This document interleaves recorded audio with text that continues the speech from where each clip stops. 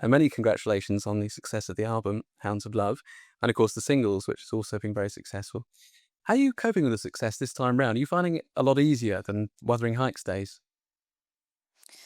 Yes and no. I mean, it's easier because it's something I've experienced before. So I don't have the trauma of going into things that are totally unknown. But on the other hand, I think it's just as hard coming out of such an intense working period, which is very private now, i.e., working in the studio on an album where maybe we're in the studio constantly for a year, say, and then I come out into the whole world of promotion. And it can be just a bit scary, I guess, a bit daunting coming from such a private existence to such a public one. Yes, how do you cope with the press? Because I know you've talked about them in the past and haven't been too happy with the whole situation of promotion.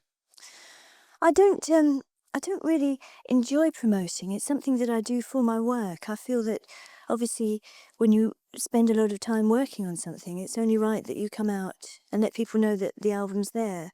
I don't feel that ever hopefully I'm not promoting myself, but the work. I'm being the saleswoman for the record or the video or whatever it is at the time. Because the press find it very difficult, don't they, to dig up juicy news items on you, and they're trying hard all the time. I mean, there was a rumour that one of the reasons why you've been away from the scene for quite a long time is you'd risen to 18 stone. Yes. Ridiculous, isn't it? How do they come up with these things? I think when you don't give people anything, they make things up. I think it's very flattering on lots of levels, the fact that people are still concerned about writing about me, the fact that they still remember me and are hanging on to me. It's very flattering. Has it surprised you that you've had this instant success once again? I mean, were you at all worried that people may have forgotten all about Caper? I think what you worry about is that people don't like what you've worked on hard. I mean, again, I don't feel it's me that people are responding to directly. It's myself through the expression of the music and the work. And I can't tell you how rewarding it is for people to have received this so warmly.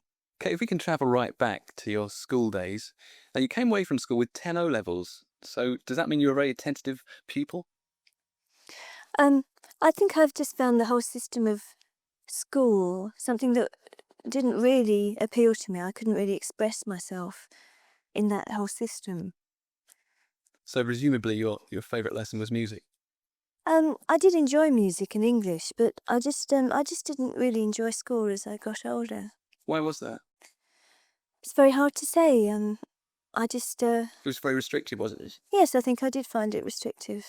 Right, so you couldn't get away quick enough. No, at that point in my life, I really did want to leave school. Right, now you left at 16, and Dave Gilmour gave you the big break, didn't he? Perhaps you could tell us that story. Well, I'd been writing, I suppose, since I was about 13, seriously.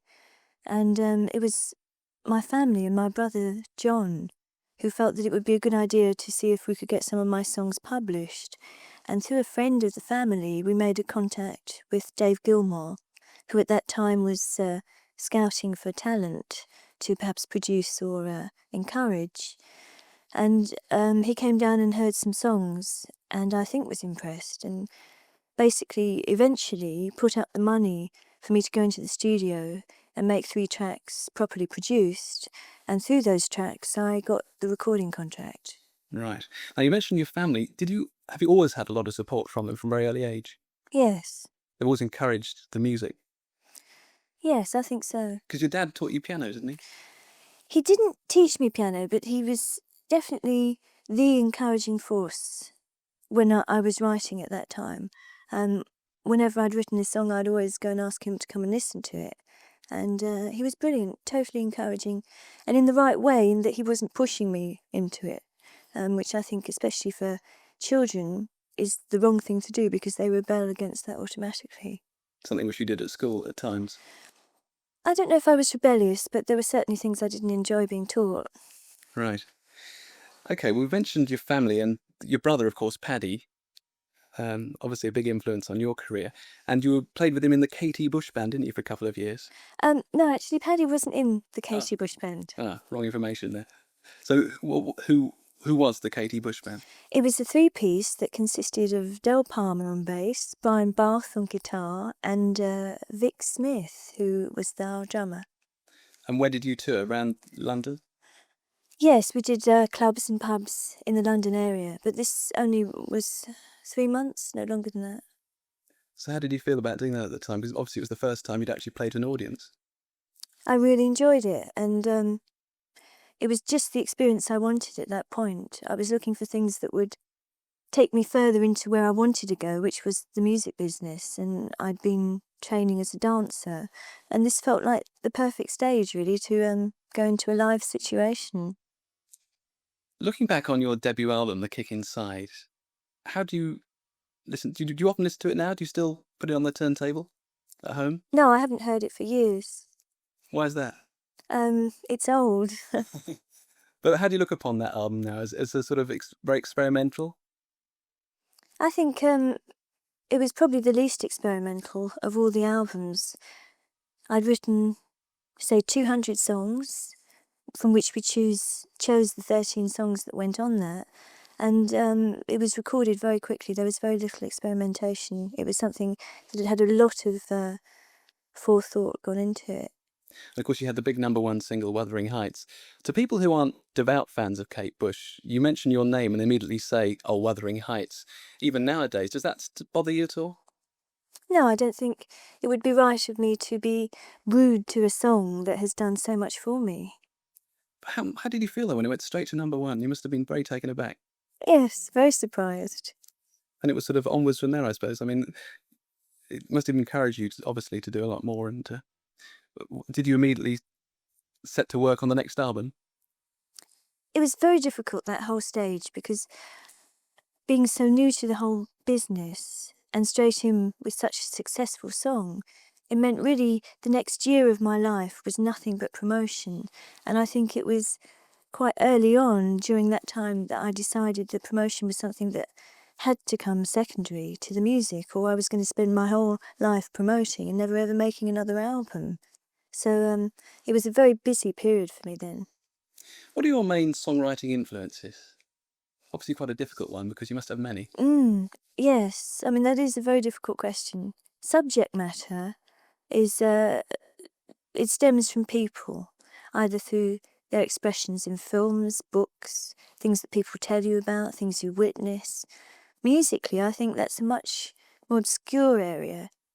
And in a way, it's the music that often will suggest the subject matter. So the music is quite often the thing that sparks it all off. And that comes from the air, really. Do you ever feel that you may have missed out on other aspects of life that other teenagers may have enjoyed because of your rather isolated life? You spent a lot of time in the recording studio promoting the next album. Did you miss out on a varied social life, for instance? No, I think in many ways it made me meet more people in the way I wanted to, more than would ever have been possible if I hadn't gone into the business. I mean, it's isolated in that you meet certain types of people all the time, but it's continually challenging. And I think probably I have met more people and had much more experience through what I'm doing now than if I hadn't. There are no regrets. And you've never felt you were pushed into adult life too quickly? No, I think that's something that happens to kids now much sooner than it did for me. And I think it's something that is generally happening sooner all the time. Kids just grow up quicker now. You never had any worries about getting a job, did you? Yes, I did. I think when you leave school and you don't know what you're going to do, I was very much throwing myself to fate. If it hadn't have worked, I would have been in a very difficult situation. I just worked very hard and hoped that I'd be able to make something of it, and I was very lucky. Did you ever consider an alternative career? I considered it, but it was never anything serious. And that's why I felt I had to leave school and just go for it, because if I didn't make an attempt to throw myself into that lifestyle, I didn't feel it was something that was going to come to me. It was something you had to go out and get. Was that partly influenced by your upbringing from your parents? I don't know what it was influenced by. I think it was the very strong desire in me that had started when I first started working at the piano. That this was what I wanted to do. I didn't want to go to university. I didn't want to be in a job where I couldn't be creative.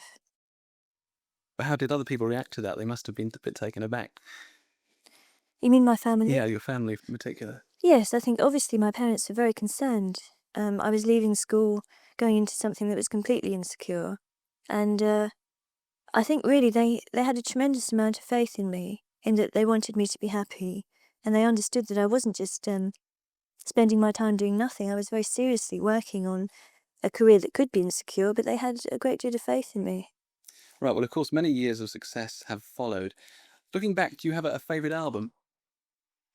I think the last album you do is quite often your favourite one because that's the one you put the most energy into recently. But I think the fourth album held some very precious moments for me, so I'd say that one for now. The Dreaming. Yes. A lot of people would have said that album was rather abstract and possibly a bit obscure, and it didn't sell in the quantities that the others had done. Did that influence you on your new album? Very difficult to say. I don't know what influences you between one and the other except your life, really. You change with the environment, and my environment did change between the last album and this one. I moved out of the city and into the country, and I think those two energies are very apparent on both albums. The fourth album is very much an oppressed city atmosphere album, and this one that's just released is very much a freer, elemental album. Did you feel a real need to get out to the country then? I was getting fed up with being in London. Yeah, I don't know about a real need, but I think it's a very good thing for me. I'm glad I did. It certainly helped me relax as a person. And did it drain your creative energies then, being in the town? No, I don't think you could say it drains your creative energies because, if anything, and I'm sure a lot of people would agree with me, the sense of oppression and energy that you can get from cities can be very, very productive to writing songs. But I found I was getting too many distractions that were stopping me having the time to concentrate on my writing. So rather than it being productive, it was getting in the way. Do you now commune with nature? I don't know about commune with nature, but certainly when I look out my window and there's trees and fields, I feel a lot happier than the concrete blocks out there. When you see the trees and the fields, do you see a song as well? Um, no, I think it's not it's not quite as basic as that. But there's no doubt that when you're writing and you look out the window and there is that force out there, that it does affect you very differently from if it was a city or by the sea. Definitely, your environments do affect you much more than we think. And of course, your working environments too. You've just designed and built your own studio.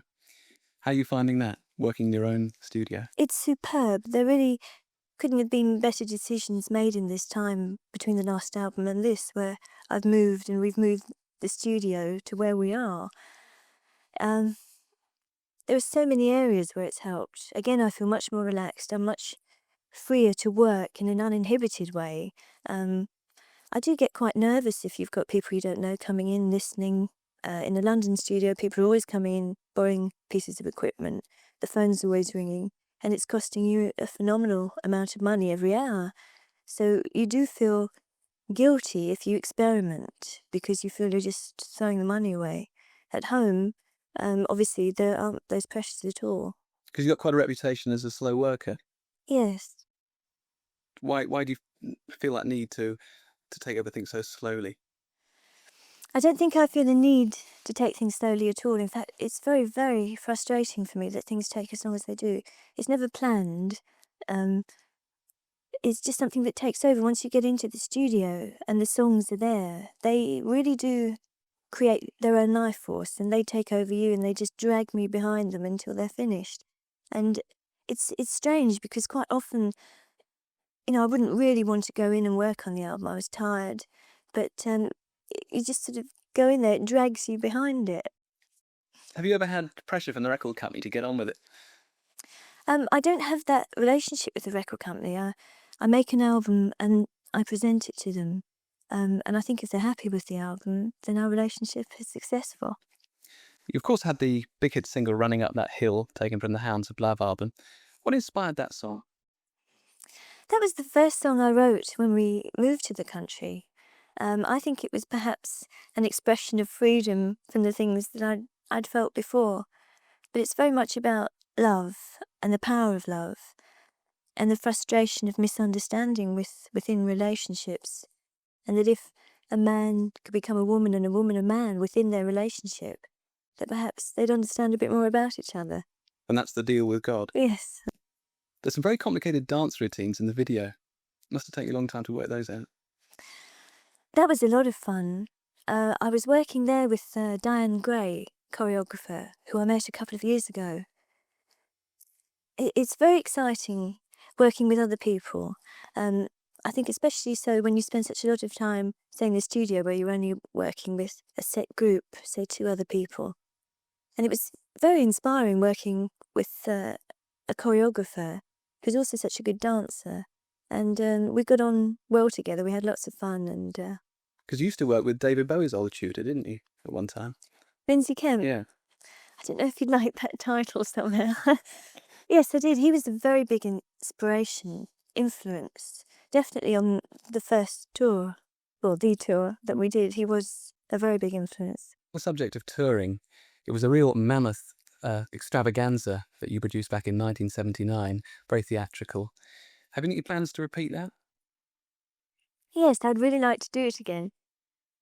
And it's very difficult because every project I do becomes so time-consuming and involves an incredible amount of effort. It's the actual commitment to the project. And also, since the last tour, I needed another 2 albums worth of material to be able to do something completely fresh again. And it wasn't until the last album that I had that material there. And it just wasn't the right time to tour then. So, I don't know, maybe next year. But there always seem to be other projects that seem more important. I was reading recently that the reason you never toured in the US is because of your fear of flying. Is that correct? No, it's completely untrue. Ah, In fact, I was flying everywhere at that point. That's how we managed to tour Europe. never those press stories then. Oh, you should never believe them. You should know that better than anyone, surely. Right. But you do travel to Europe by boat a lot. Yes, now. Which brings us on to the second side of the album, the Ninth Wave, which is a concept piece all about drowning. I'd say all about not drowning, really. It's someone who's come into the water for the night from a ship, from whatever, and it's their experiences alone in the water, just trying to cope with themselves, really, and the lack of anything to help or comfort them until the morning comes. You seem to have quite a fascination for water, I've noticed. I've read that some of your favourite films are such as Don't Look Now and Cruel Sea. Have you?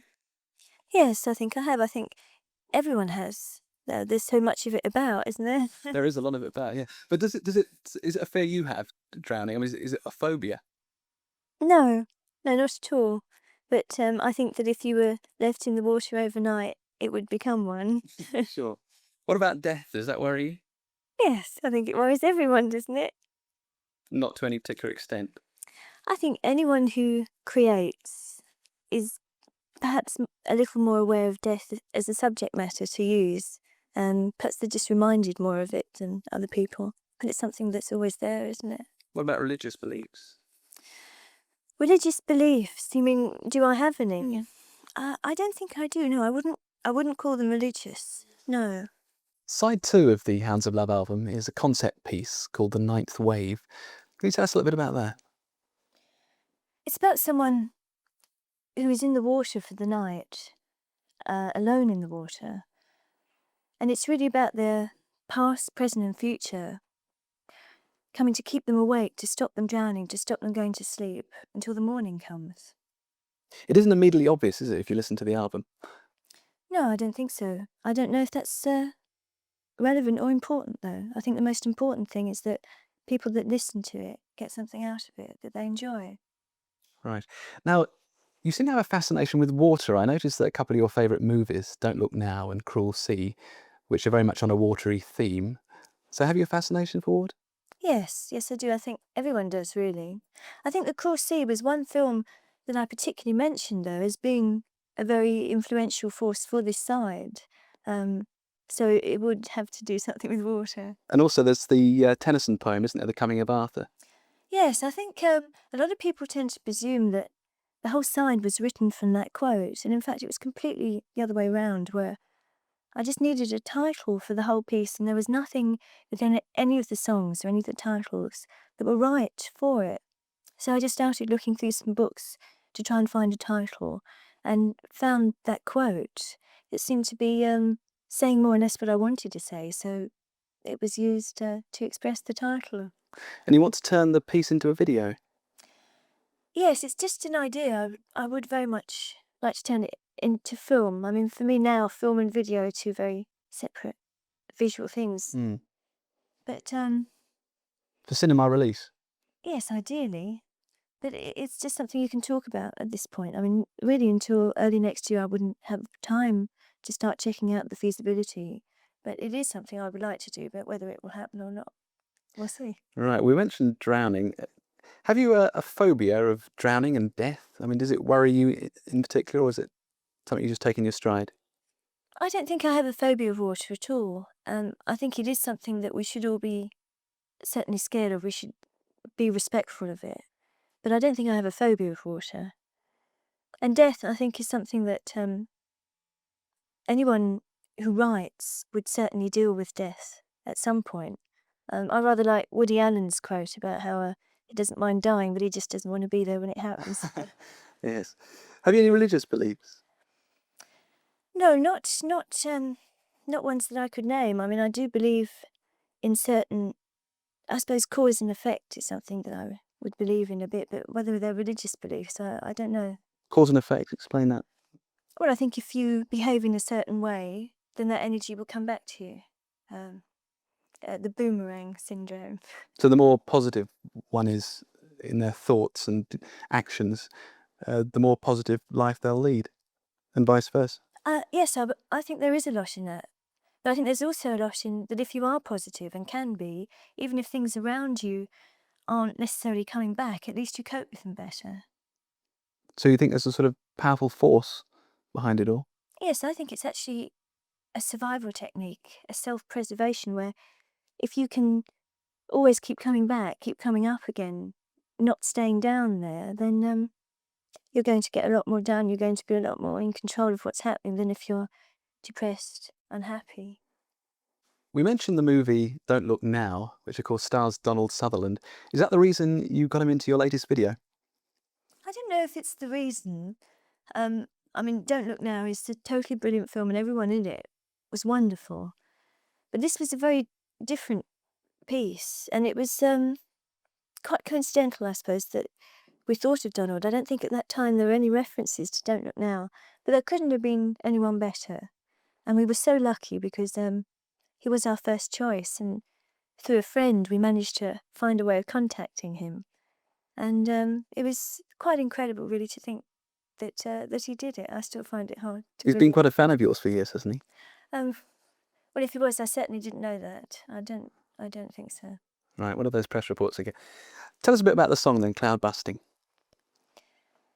Very much inspired by a book which I found must be 9 years ago now on a bookshelf. I just picked it off the shelf and read it, and it's quite an extraordinary book. It's very sad and moving, and it's written by the man. His name's Peter Reich. About when he was a child. It was the relationship between himself as a child and his father. And it's written very much through the eyes of a child. So it has an incredible sense of innocence and intimacy between him and this great big man who was his father and meant everything to him. And Peter Reich's father was a very respected psychoanalyst who did a lot of work. And one thing that's mentioned in the book that's quite aside from his theoretical work was that he had a machine that could make it rain. And the two of them would go out together and make it rain. And this was really where the video came in to explain all this. But it really is an extraordinary book, and everyone that I gave it to read said it was the saddest book they'd ever read. There are many people credited on the latest album, Hounds of Love, and the credits include Terry Gilliam of Monty Python fame. Why did you give him a mention? Terry's been a great help in pointing me towards people I could use for the videos. I'm a great fan of Terry. I think he's a brilliant director. I love his films. I think he's more talented than people have appreciated yet. He's a really great filmmaker, and I think a serious one too. And I just managed to be lucky enough to make contact with him, and he's helped me find people that I could work with on these last 2 videos. So you're quite a fan of slapstick and that type of thing. No, I'm not a fan of slapstick, blah, blah, blah, but I am a fan of doing things unusually and brilliantly. I mean, I think his sense of composition, his sense of photographing things is superb. It's brilliant. Enjoy Faulty Towers? Wonderful. I don't think there's anyone that doesn't really, is there? No, Have you met anyone absolutely. that doesn't like No, it? I love it personally. Now, you've had a great deal of success in a relatively short time, really. So where do you go from here? It must be difficult to know what to do next.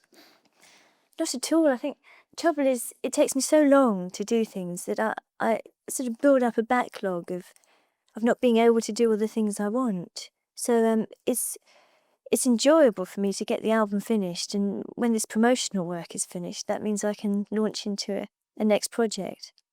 I think I'd always like to be able to make albums. That's something that is very important to me, making music. And apart from that, I think it's experimentation from now on, really. Do you ever see a day when you might retire? No, not yet. A good few years, eh? Well, I hope so. Don't write me off yet. Do you see yourself a little cottage in the countryside eventually? Yes, I'd like to be in a little cottage in the countryside now, I think. I don't think you have to retire to do that. Just makes travelling into London a bit longer. With maybe a family of your own? No idea. Career comes first at the moment. It's everything at the moment. I have no time for anything. The work just obsesses my life, and I'm enjoying it. And as long as I do, I suppose that's how it will stay. So you don't see yourself retiring to a cottage in the countryside just yet? No, not yet. Ever any plans of a family? No, again, not yet. My work takes up all my time. Is that an altogether healthy thing, do you think? I don't know if it's healthy, but it's certainly very enjoyable. And I get a tremendous amount of satisfaction out of actually feeling I've achieved something, like finishing an album or finishing a video, because it's always so hard when you're stuck in the middle of the project, and sometimes you're never sure if you're going to be able to finish it. So to actually reach that point, that relief when the thing is over, it's incredibly rewarding. Particularly when it's such a big success. Yes, particularly. Thanks, Kate.